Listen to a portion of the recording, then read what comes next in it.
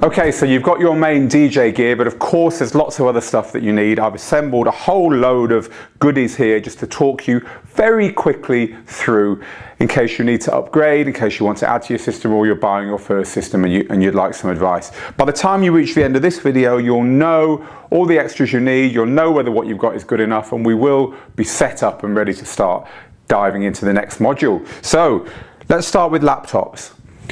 It's a rabbit hole. You try searching DJ laptops on the internet and see how many people while away weeks of their time in forums discussing the finest points of optimization. And DJing is not about that. DJing is about getting the job done. That's why DJs use Macs. Macs are a safe choice. They just work. The MacBook Pro or the MacBook Air are going to do fine for DJ software. If you're going to be producing, the MacBook Air is probably going to start creaking a little bit, so go for a higher powered MacBook Pro. Screen size 13-inch, just about okay, even for older eyes like mine. 15-inch perfect. 11-inch MacBook Airs, I'd say probably a little bit too small for DJ software. You don't need to use a Mac though. People use Macs because they're safe, because they're well made, because it's a known quantity. They're also slightly easier to set up because you don't need to install separate audio drivers with a Mac like you do with PCs. Having said that, we do a lot of our testing on this. It's a very cheap Acer PC running Windows 8 actually. Windows 7 is probably better as I record this for DJ software. Certain DJ software struggles a bit with Windows 8. But we have no problems at all with this. Absolutely none. You know, you can't say PCs are worse than Macs because they're blatantly not. If you buy a good PC, and I wouldn't DJ out on the Acer, by the way, it's a cheap plasticky thing. If you buy a good PC, for instance, I have a very old Sony Vaio here. This was the first DJing PC I ever had. Runs Windows XP, still works, and I can still DJ from it. It's never let me down. I don't think it's crashed once. So, you know, it's possible to DJ on either platform. The best advice I can give you is use the computer that you already have, and just be sensible. You know, it's about not running anything else other than your DJ software. So just close the computer down and restart it, make sure everything else is shut off. No Bluetooth, no Wi-Fi. Keeping it maintained, you know, keeping your viruses up to date, your drivers up to date, your operating system up to date. It's a great idea to have a PC just for DJing. I don't do it and I'm a professional. Some people do. It's a great idea to carry a backup PC with you so that it's just a complete copy. So you can just, if one goes, you can just plug the other one in. So these are all ideals. I've had, in 10 years of digital DJing, I've probably had 3 crashes. And I'll be completely honest with you, I can't tell you why they happened and I don't know how I could have prevented them. It's just part of the territory. It doesn't happen very often. That's the PC section. Use what you've got. Buy Mac if you can afford it and if you think it's worth it. If not, a good, sturdy PC, well made. You're paying for construction quality. Remember, it's going to get knocked around. It's not going to be sat in a corner in your home office just being tapped every now and then. It's going to take some bashes. So just go for quality. Let's move on from the laptops to, while we're on the subject of computers, actually, let's just talk about backup solutions. And I just want to talk about this.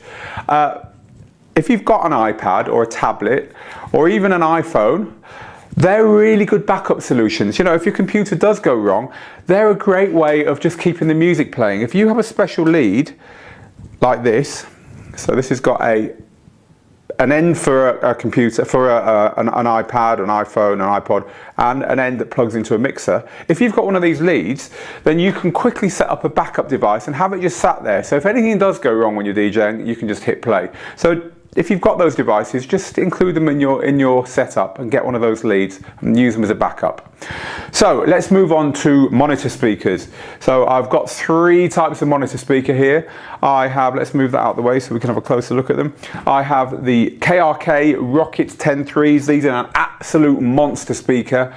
KRKs are a good choice anyway, and they go all the way through the ranges to smaller speakers like the other ones you can see here. Always recognizable by the yellow cone. All the speakers I have here are powered. That means they have an amplifier built into them. So you don't need to have a separate amplifier, but it's worth noting they're normally sold separately. They're normally sold individually. So you'd buy 2, and they each have 1 input on the back. So, you know, this comes out the back of your DJ controller, but then each speaker has only one of these, so you're going to need a separate lead, or just buy a long one of these and pull it apart so you can get a lead to each speaker. They also have their own power supplies, so you're going to need 2 power sockets.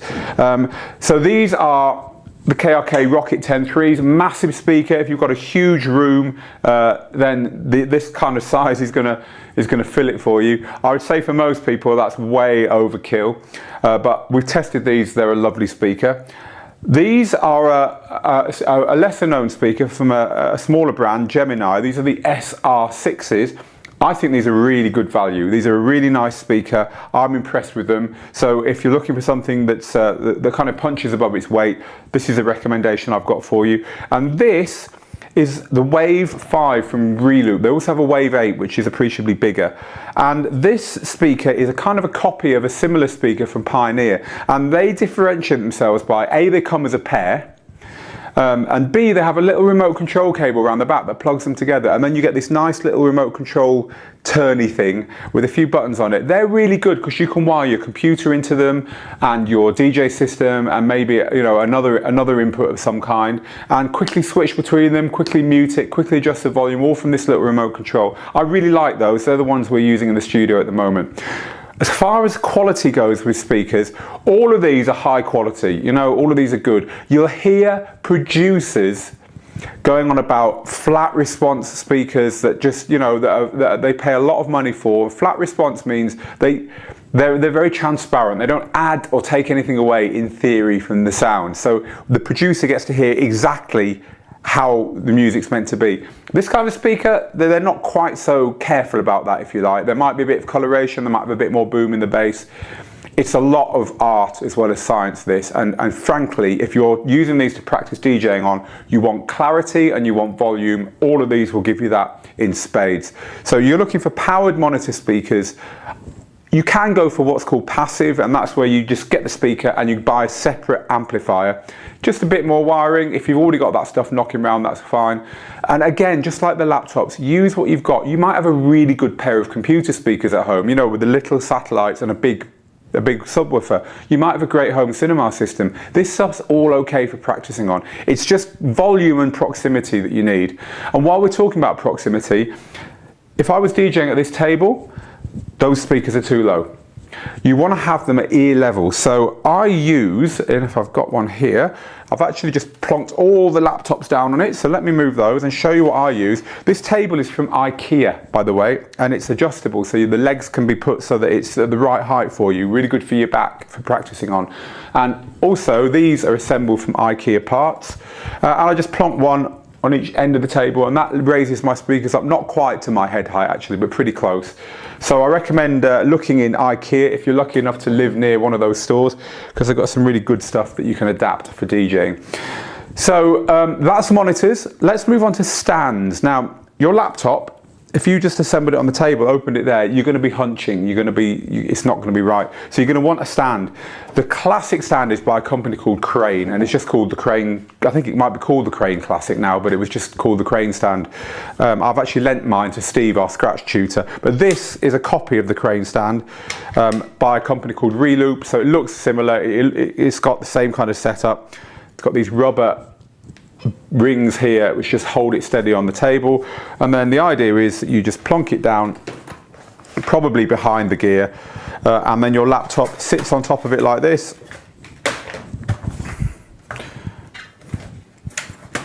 and obviously that is now raised to a far better height for DJing. This one's got a little bit giving it like that as well.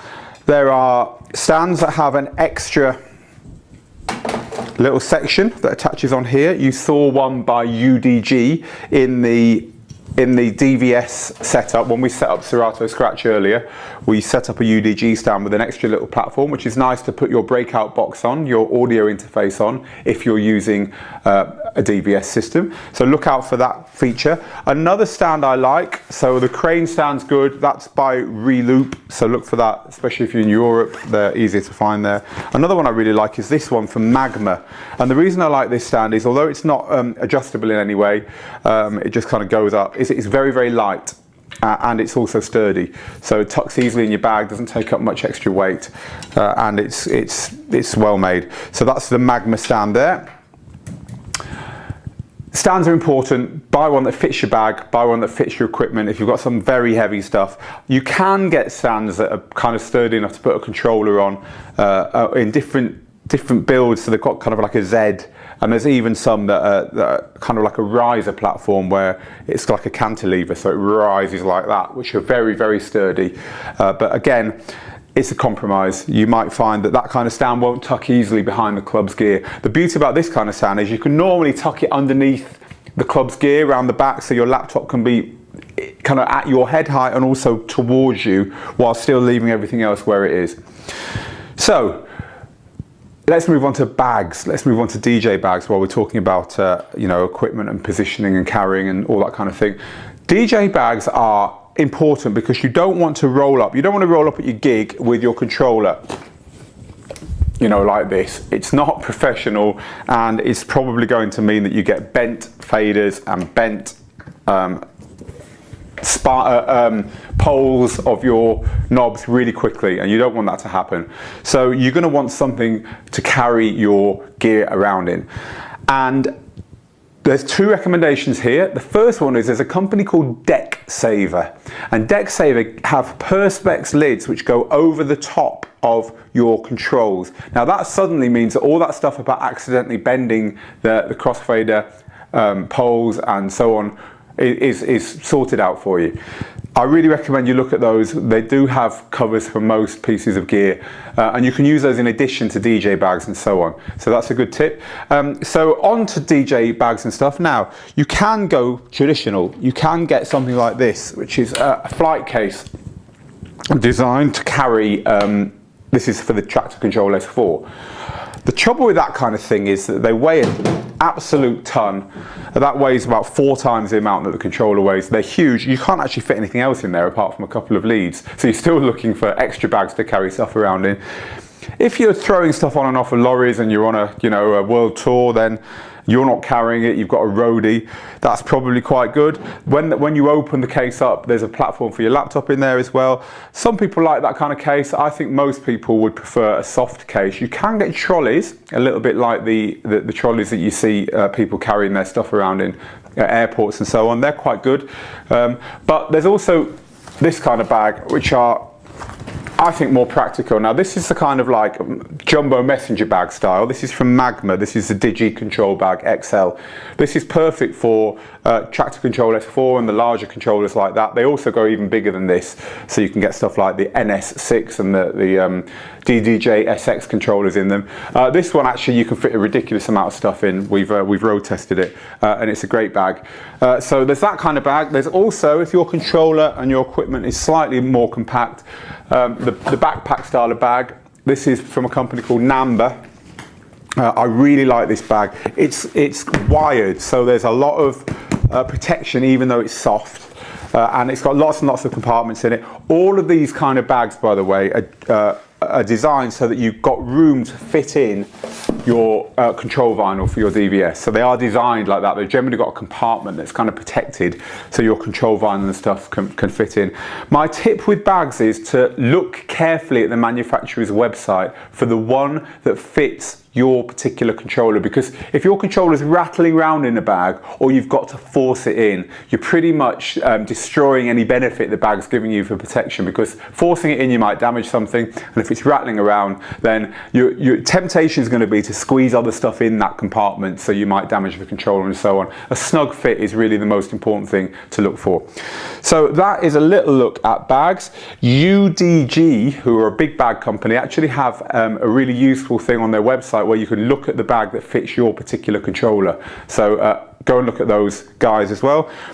While we're talking about UDG, let's move on to headphones. I have loads of headphones here, and the reason I mention UDG is that I have this, a really nice headphone hard case. When you buy some headphones, they'll probably come with a slip case, a really flimsy little drawstring case. My first advice on headphones is headphones are delicate. Buy something like this. Get a hard case so your headphones last you longer. It's a really, really good investment. So let's move on to headphones. Headphones are a really personal thing because I think they're like shoes. they're kind of a fashion statement. They're kind of something that A, they've got to fit you properly, but B, there's just something about headphones, certainly with me and a lot of the DJs I know, that people are very particular. They're a style thing, you know, they've got to look good as much as anything else. You know, monitor speakers and stuff, they're sat in your room at home, they never really go anywhere, but headphones are different. So I've actually dug out a lot of headphones here at different price points to show you, illustrate different features that I think are important, but you ought to try headphones on, look at what your friends are wearing, look online and find the stuff that gets you excited. You know, there's nothing wrong with looking good when you're DJing, and there's nothing wrong with enjoying wearing your headphones. They are kind of part of your face once you've got them on, after all. So spend some time selecting your headphones, and let's talk through the ones I've got here, and in doing so, as I say, you're going to see loads of the features. So the first feature that I think headphones ought to have, let's look at this pair here, is a coiled cable. The reason for that is that when you're sat near your DJ gear, stood near your DJ gear playing, this cable, look, that stays out of the way. If I put these on now, imagine this is plugged into some DJ gear here. That cable's not on the floor, it's not under my feet, it's out of the way. But I could walk to the other side of the room and this would stretch to accommodate. Most DJs prefer coiled cables. So these headphones are the I think they're called the TMA ones. Very trendy headphone. That kind of matte finish. We've also got another feature which is good, a detachable cable. That means you can replace the cable easily. A lot of headphones nowadays also come with like an iOS and Android cable that lets you use them away from the DJ booth to take calls on and stuff, even with a little microphone built in. But that's by the by. These are nice headphone. I like those. So the next one I'm going to show you is a real classic DJ headphone. Let's look at these kind of headphones. I think Pete Tong uses these. These are the Zone 53s.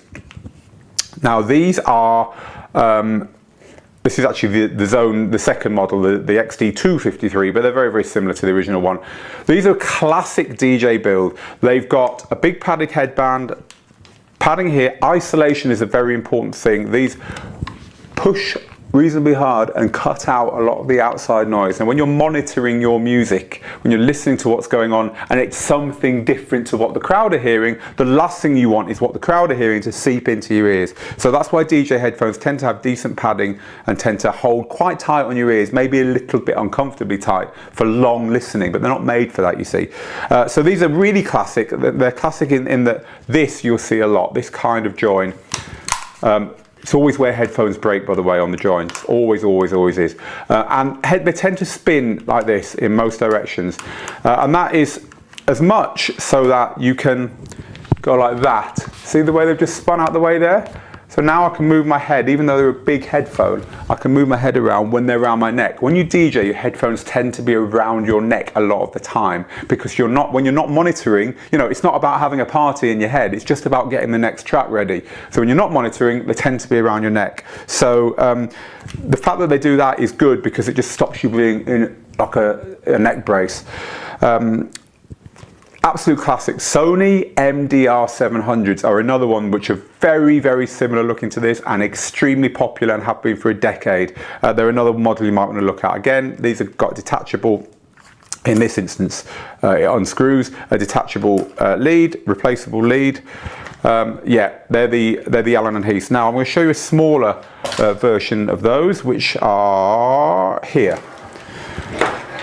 If you are a compact DJ, if you've got a compact system, you're carrying around a small controller, you're playing in places where you know you need to carry your own gear everywhere, you might be looking to downsize a bit and still have club quality. These are my recommendation in that case. These are the Allen & Heath Zone XT40s. They fold up nice and small. They pack a decent punch. I've had these a long time and they last very well. Again, they've got a nice coiled cable on them and they are a good choice. The cable doesn't detach, I don't think anyway. No, it doesn't detach in that case. But they're a good headphone.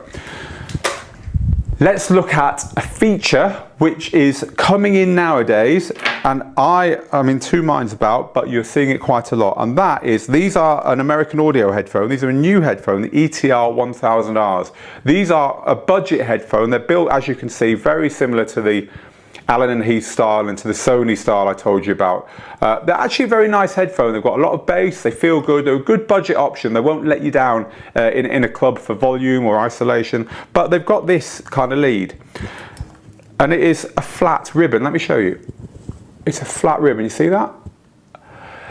Now, the good point of that is if you're going to have a straight lead, it doesn't tangle. So even though this is all tied up, even though I've tied all that up, if I untie it, there's no tangles in there immediately. Now, a round lead would be tangled then, trust me. So they're quite practical. However, you do lose that. I mean, that's how long it is. You walk further than that away from your DJ booth and bang. And in this case, it's not even detachable, so you might actually damage it. They actually provide a second one of these that you can plug in as an extension, and that kind of proves my point about coiled leads. You don't want to be carrying extensions around, you just want a lead that expands when you walk away. DJ booths are big places. You might walk to get a request from the other end of the booth where the window is or whatever. Anyway, so that's, you will see this. Vestax have headphones with this on as well, and also the next headphones I'm going to show you, this company, these guys are V-Moda, and these are a very, very trendy headphone at the moment. Very nice sound quality, and they are a classic kind of, to me it's an aviator, kind of a classic pilot's headphone look. Really, really quality headphones.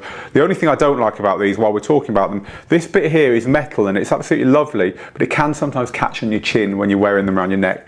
But they fold up really nice and small like that. They come in a nice case that fits.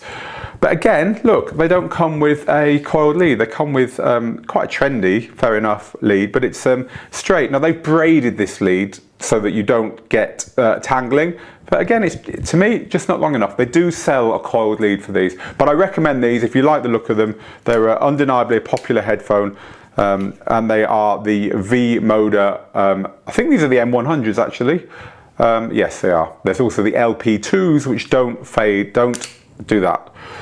So, you enjoying the headphone fetish section? Not too many to go. You know, DJ booths are full of Pioneer gear, and so you might just want classic Pioneer headphones. To be fair to Pioneer, their headphones aren't cheap, but they do look good. They're not identikit. And this is the Pioneer 1500s, HDJ 1500s. The HDJ 2000s, a bit more classic looking, a bit more luxurious and more expensive. I really like these ones actually. I think they're a good compromise. Again, they've got the DJ fold up there. They've got nice, a lot of movement going on here. Yeah, they're a nice headphone, and of course you're never going to look out of place wearing Pioneer headphones plugged into a system that has got Pioneer gear labels all over it. So that's the HDJ 1500s.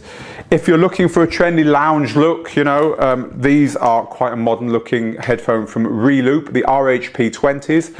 Quite luxurious, they've got nice padding on them. Again, detachable cable. This one's got like a mini XLR style thing, which is quite nice.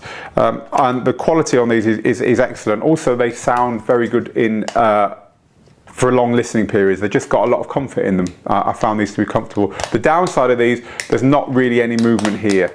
So around your neck, they are a bit like you've got a neck brace on. But a lot of people are raving about these. They've got black ones as well, so if you want to go for the all black look. The next and thankfully final pair I'm going to show you is, if you are one of these money no object people, these are from Ultrasone, and these are the signature DJ headphones. They sound wonderful, they feel wonderful. This is Egyptian sheepskin leather. They cost hundreds and hundreds and hundreds, but if you are one of these like, I want to spend the total amount of my wages this month on a pair of headphones, have a look at those. They are undeniably nice, but also undeniably expensive. The Ultrasone Signature DJ. Right, that's the headphones out of the way. The only other thing I want to talk to you about is your leads. Now, you will get leads supplied with DVS systems, for instance. You'll get a few leads, but there are just some basic types of lead that you ought to know about. This is the classic lead. It's the RCA to RCA. Left is white, right is red. These are the leads that you will plug your DJ controller normally into the mixer with. These are the leads that will plug from your DVS audio interface into the mixer. These are the leads you will see the most in DJ booths, and these are perfectly all right for most purposes. You can buy really expensive ones of these. That's fair enough if you want to go down that route, but just don't buy the audiophile ones that have a very tight grip when you plug them in, that are designed for high-end hi-fis, where you plug it in and leave it for 5 years. That's not what DJs do. We plug in and unplug and plug in and unplug and plug in and unplug. You will probably damage the sockets on your DJ controller and on the mixers of the gear where you play if you have that kind of lead and keep plugging them in. You will lose friends among the sound engineers and promoters and owners of that equipment where you play, and you'll also damage your own gear because you misguidedly bought expensive leads that weren't made for that purpose. These kind of leads are disposable, they work fine, have a few in your bag. If it sounds a bit crackly, throw it away and get another one. That's my advice. There's no real rocket science there. Quite a lot of controllers, the Traktor Control S4 for instance, have this kind of output on the back, a socket that fits. And in that case, you're going to need leads like this to plug into your mixer in the club, where you have a RCA on one end and that on the other end. You can buy these online, you know, there's no real trick to that other than you want one like this. It's a mono lead, so it's got one band there, 2 bits of metal and one band. You don't want one with 2 bands there. So, other leads. Funnily enough, I think it's worth having pretty good USB connectors for your controller. And the reason for that is that the sockets tend to be better on slightly more expensive than entry-level leads, and if this wobbles and something just glitches, that can knock out your laptop and stop your performance. Whereas if they fit snugly, but not too snugly, then I prefer that. So I think, funnily enough, normally you'd think audio cables buy better ones because they're carrying an actual audio signal, whereas this is just a digital signal, so presumably the same thing arrives at one end that came in the other. But actually I think just because of the quality of the plugs used on them, it's worth spending a little bit on your USB cables. Always carry a spare USB. And the final cable I wanted to show you, just when I was in the cable cupboard and I was looking for stuff. Remember earlier I was talking about a splitter cable that allows you to use your DJ software without an audio interface, just on the laptop. Well, that's what they look like. This is from a company called Griffin. So that plugs into your laptop, and then one of these plugs into your speakers. You'd obviously need the right lead, and one of them plugs into your headphones, and then you've got headphone queuing and master output. This is a good thing to carry around with your iPad, because that plugs in there. The same thing happens if you have a crash, if you have your laptop knocks out and you've got Traktor DJ on here, then with one of those you could actually DJ all night. You could actually take that with you and DJ all night anywhere anyway, if you just wanted to. If you wanted to be really hip and pull something out and deliver a party. So there's a big talk through the gear.